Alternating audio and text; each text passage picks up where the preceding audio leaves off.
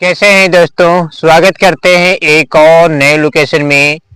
और ये परमेश्वर का धन्यवाद कहते हैं कि खुदा ने हमें एक अवसर प्रदान कर दिया है। और परमेश्वर चाहते हैं कि मेरे बच्चे गुलामी ना करे शैतान की, मेरे बच्चे किसी मनुष्य के आगे ना झुके तो सिर्फ मेरे आगे झुके। क्योंकि आज देखा जाए तो जितने भी आपके रिश्तेदार होंगे, जितने भी गांव के शहर के लोग होंगे, मूर्ति पूजा ही कर रहे हैं और शैतानी आत्माओं को खुश कर रहे हैं। लेकिन प्रभु यीशु मसीह ने हमें मना किया है कि तुम्हें किसी के आगे झुकने की जरूरत नहीं जब तक मैं तुम्हारे साथ हूँ।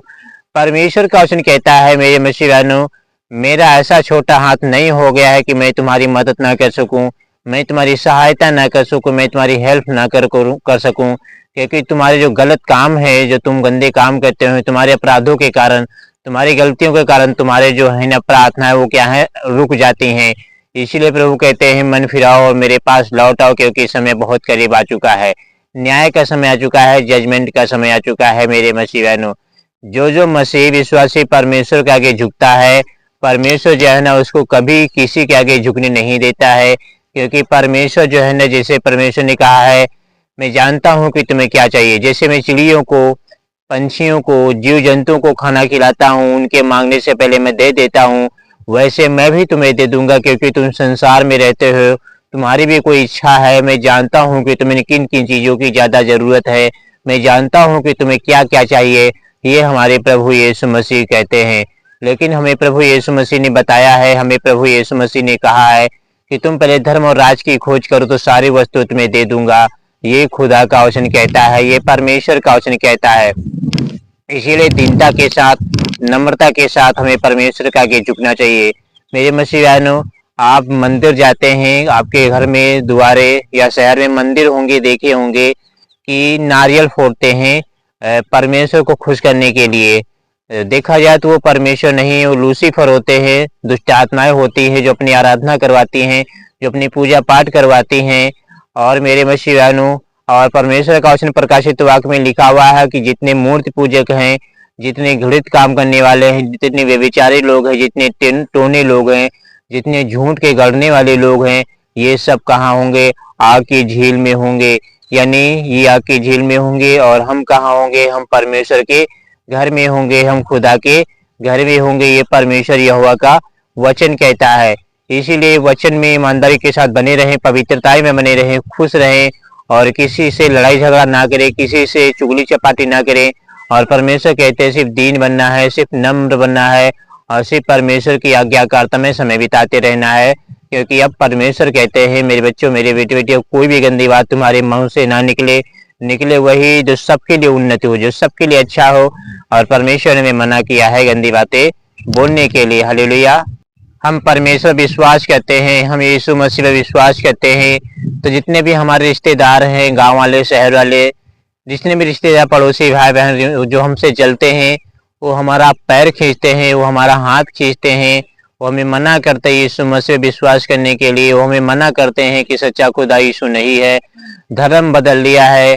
लेकिन प्रभु यीशु मसीह ने कहा था कि कोई तुम्हें भरमाने ना पाए, यानी कोई तुम्हें ना भरमाने पाए, कोई तुम्हें मुझसे अलग ना करने पाए, जुदा ना करने पाए। क्योंकि आज दुष्ट आत्माएं निकल चुकी हैं, एक दूसरे के द्वारा काम कर रही हैं। जैसे परमेश्वर ने, मेरे मसीह बहनों, आप जानते जब अय्यूब की परीक्षा हुई थी तो जो अय्यूब था वो खरा निकला था। ध्यान देना, अय्यूब था जो खरा निकला था मेरे मसीह बहनों। और अय्यूब की जब परीक्षा हुई थी तो अय्यूब पास हो गया था, फेल नहीं हुआ था। ये आपको ध्यान देने की बात है, वो पास हो गया था, फेल नहीं हुआ था। ऐसे हमारी भी शैतान परीक्षा ले सकता है। तो हमें क्या करना है? हमें खड़े रहना है, हमें डटे रहना है, हमें डटे रहना। ये परमेश्वर यहोवा का वचन कहता है। हालेलुया। और आप भी मेरे मसीह बहनों डटे रहें, खड़े रहें, क्योंकि जजमेंट का समय अब बहुत करीब आ चुका है, न्याय का समय आ चुका है। क्योंकि परमेश्वर ने हमें मना किया है कि कोई भी गंदी बात तुम्हारे मुंह से बिल्कुल ना निकले। ये परमेश्वर ने हमें मना कर दिया है। इसीलिए आपको क्या करना है? आपको सावधान रहना है। मेरे मसीह बहनों, आप परमेश्वर पर विश्वास करते हैं, आप चर्च जाते हैं, कलीसिया जाते हैं और पीछे से आपकी लोग क्या करते हैं? मजाक उड़ाते हैं, ठट्ठा करते हैं, किसने धर्म बदल लिया है। तो हमें उनकी तरफ ध्यान नहीं देना है। दुष्ट आत्माएं ऐसे ही काम करेंगी, शैतानी आत्माएं जो है ना आपको ऐसे ही फुसलाएंगी दूसरे के द्वारा। जैसे अय्यूब परीक्षा में खड़ा था, अय्यूब कभी भी परमेश्वर को बुरा भला नहीं कहा था जब उसकी परीक्षा हुई थी, लेकिन उस शैतान जो था उसकी पत्नी के द्वारा काम कर रहा था और उसकी पत्नी कह रही थी तू परीक्षा में क्यों खड़ा है, तेरा सब कुछ नाश हो गया, तेरा सब कुछ बर्बाद हो गया है, फिर भी तू डटा हुआ है, फिर भी तू अड़ा हुआ है, परमेश्वर का इनकार कर मर जा। ये क्या है? ये दुष्ट आत्मा जो शैतान था उसकी पत्नी के द्वारा काम कर रहा था। लेकिन आपको क्या करना है मेरे मसीह बहनों? आपको परमेश्वर से प्रेम करना है और परीक्षा में खड़े रहना, क्योंकि परमेश्वर का वचन कहता है क्या ही धन्यवाद पुरुष जो परीक्षा में स्थिर रहता है, खरा निकलकर वह क्या करेगा? जीवन का मुकुट पाएगा। धन्यवाद पुरुष जो परीक्षा में स्थिर रहता है। यानी अगर हम परीक्षा में स्थिर रहेंगे, खड़े रहेंगे, डटे रहेंगे, तो हमें क्या मिलेगा? हमें परमेश्वर का वचन कहता है, उसने वादा किया है कि मैं तुम्हें क्या दूंगा? जीवन का मुकुट दूंगा। जीवन बोले तो स्वर्ग दूंगा। और स्वर्ग पाना कोई हलवा पूरी नहीं जो बनाया गपागप खा गया, उसके लिए मेहनत करनी पड़ती है।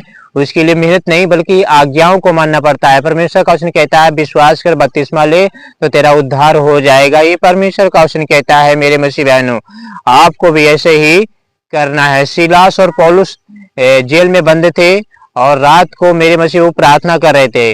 तो उस समय क्या था, दरोगा जो था वो पहरा दे रहा था और लमसम रात का समय था, तो वो बेड़ियां खुल गई, दरवाजे खुल गए।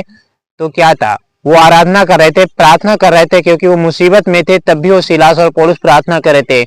आप भी जब भी मुसीबत में हो, तकलीफ में हो, आपको प्रार्थना ही करनी है, आपको दुआ में ही रहना है।